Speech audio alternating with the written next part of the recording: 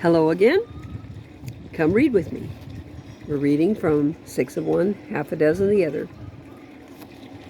Child's Play. We found delight in little things like dandelion tufts and Indian paintbrushes, butterflies, bees, and lizards. One lizard in particular used to lie in the sun on the top of our board fence and do push-ups. I would watch him in fascination. There was a very large empty field between our house and the freeway, which a few years later became a trailer park. But for a few years it was our playground. The wild grasses, weeds, and wildflowers grew in thick abundance. We would crawl through the grass and pretend we were Indians, animals, and pirates. There were Indian paintbrushes, California poppies, wild geraniums, and many other wild flowers for us to pick. The wild geraniums were fun because the seed heads had little sword-like tops that we would peel away and play with. If they were still green, we would fashion scissors out of them by making a split in one and sliding another through.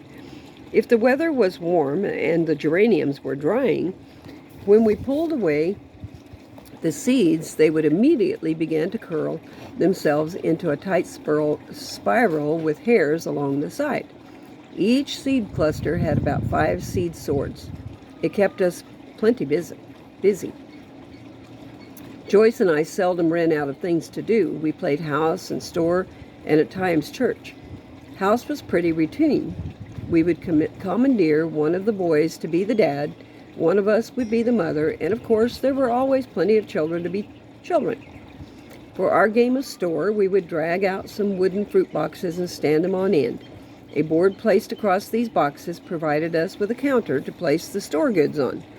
To provide more merchandise, we raided the trash, which had been separated for burning. Empty food boxes, cans, and spice tins worked well. We made our own money from paper, which we distributed to the smaller children so they could shop in our store. We cut pieces of tape and stuck them onto the empty boxes and tins for prices. This was all very entertaining, and we seldom became bored with it. Since church was such a large part of our life, it seemed only natural that our play would eventually evolve to include this too. Mama, who was pretty handy at making things, had built us a makeshift playhouse, but because she always wanted to keep an eye on us, the walls, instead of being solid, were made of chicken wire. We did not mind and used it anyway. One of the children got the idea that we should play church. We stood some fruit boxes on end and stacked one on top of the other to create a podium. We placed other boxes on their sides around the playhouse for the children, the congregation, to sit on. We handed out little golden books for our songbooks. We would sing and preach and have a great time. Then one day, Mama came out to where we were playing. Rex was standing behind the pulpit, yelling and preaching and speaking in tongues. This was too much for Mama. She said, "You children find something else to play." And just when we were having such a great time, who knows? He might have gotten us all saved. Many of our games, besides the Junebug helicopters, were played at night. Our summer evenings were filled with games of jump rope, over rover, mother may I, tag, and hide and seek. Over rover was a game that was more suited to the older kids, as it required a good throwing arm to participate. We would divide into 2 teams on opposite sides of the house. The team with control of the ball would wait until they knew the other team was prepared and then call out loudly, "Over rover!" The ball would be tossed over the house, hopefully to a place where the other team had a gap in their defenses. If they caught the ball, they would toss it back with the same call. If the receiving team missed the ball, it was relayed around to the first team by one of the losing team players, which now became a member of the first team. The team that had acquired all the players from both teams was the winner. Red Rover was a similar game, except it was played by 2 teams facing each other across an expanse of the yard. The team members would hold hands to form one unit. Then the team that was it would choose a person to try and break through the stronghold of the opposing team. Each time the barrier was broken through, the victorious team would take one team member. If they could not break through, they joined the other team. It was a test of individual strength and strategy, but also a test of teamwork. In the hot summer, we tried to stay cool by playing in the sprinklers. We didn't have a swimming pool and weren't allowed to use public pools, so we had to find other ways to stay relatively cool. One of the things we did was to take an old inner tube, slice it through on one side, then one end could be wired shut and the other end wired over the end of the garden hose. It was imperative to make sure the wire was tight so no water would leak out. Once that was done, we would turn the water on to the hose and fill the inner tube to near bursting. Truck inner tubes were best for this game. Once the tube was filled with water, it resembled a huge black sausage. We would jump and play on it for hours, but at some point the inner tube would weaken with all the internal pressure and our rowdiness. Sometimes it would get a pinhole and spray water out in a thin line that grew bigger as the hole increased. Then it would burst and water would go everywhere. One of our favorite games to play was marbles. Some kids played for keeps, but Mama considered that to be gambling, so we had to return what we won. Daddy had been a gambler early in their marriage, so she wanted to make sure we did not go there. Sometime around 1957 or 8, a new Woolworths store opened in downtown Fresno. As a promotional, they were giving away marbles to kids. There was a catch, though. The marbles were placed in a large jar with a small opening. A child was allowed one chance to pull out as many marbles as their hand would hold. For the older kids, it was a cinch, but for the younger ones, it was tough to get more than 5 or 6 marbles. However, Mama took us to get what we were able. Between all of us, we acquired enough marbles for a decent game. There were cat eyes, bullseyes, puries, and some of the kids even had a steely or two. My favorites were the beautiful swirled cat eyes. One of our cousins showed us his collection of marbles once when we went to visit. He had a coffee can with over 300 marbles in it.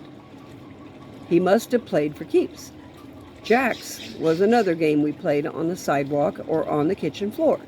The colored pointy metal jacks were tossed onto the floor according to which level we were on. If we were on the first level, onesies, we would toss them in a wide, loose pattern so that we could grab one at a time as we tossed the rubber ball up.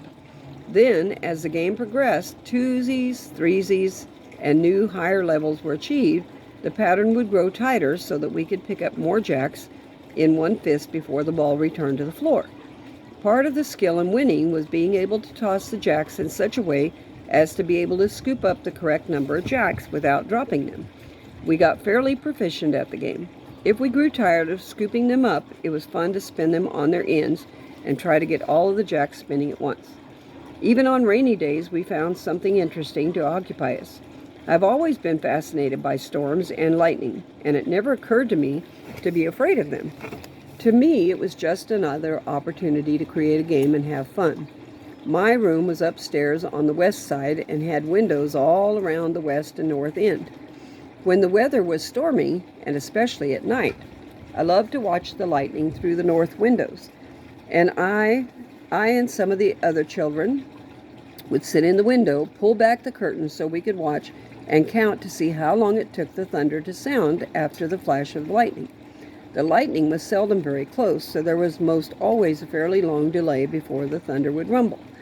On one such night, 5 or 6 of us were at my bedroom window, Joyce, myself, Bert, Rex, and probably Frank. Each time the lightning would flash, we would all put our heads together and sound off with a chorus of, "Good evening, friends," and then wait for the thunder to sound. It was great fun when we managed to time it just right and the thunder would sound just at the end of the chorus. We must have sounded like a bunch of little drunks up there, but we didn't care. We were having fun. One particular stormy night, the thunder was horrendously loud. The rain was coming down so hard that you could hardly see through it. A truck driver pulled into the Flying Ace service station, which was about a block from our house. He misjudged his turn and sheared off a gas pump. There was a tremendous explosion, but we did not know at first what had happened because the thunder was so loud. Soon the flames leaping high into the air told us that the building was on fire. As we ran toward the service station in the rain to see what had happened, Daddy described the thunder as potatoes rolling down the hill. If you listen closely, you can actually imagine that it's true. I guess he told us that to keep us from being afraid. I believe the truck driver was uninjured. However, the service station was totally destroyed by the fire. When we tired of watching the storms and when it was too foggy to play outside, there was always the stairway. The stairs in our house were unusually steep and just wide enough to walk on. It was no hard task to reach out both arms and touch both walls simultaneously, being so adept at finding interesting things to keep us busy. Some came up with a plan to make a slide out of the staircase. In order to do this, something would have to be done to smooth out the bumps. A thick cotton-filled cushion from the couch served this purpose well. One by one, we would carry the cushion to the top of the stairs, sit on it, and then holding on to the front of the cushion between our legs, shove off and have a glorious ride to the bottom. The downside to this was when the cushion had a firmer grip on the stairs than we had on the cushion. When this happened, we made the trip down the bumpy flight of stairs on our bottoms, and the cushion stayed somewhere near the top. That didn't deter us for long. Back to the top of the stairs we would go for another try. A less battering game we played indoors was I Spy. The beauty of this game was that even the adults and the older children would often participate. One person would be it and would look around the room until they spotted an object they thought would be hard to spy. I spy something green, they would say. The trick was to avoid looking at the item while you named the color. Then the rest of us would take turns guessing different items in the room until someone guessed the right one. Then it was that person's turn. This was a game in which each one wanted to be it. We often played this after dinner, while everyone was still around the table. Our table at the time was made from a very large wooden desktop with benches on both sides. Everyone participated, that is, except my dad. Since he did not join us at the table, neither did he enjoy or join into the game.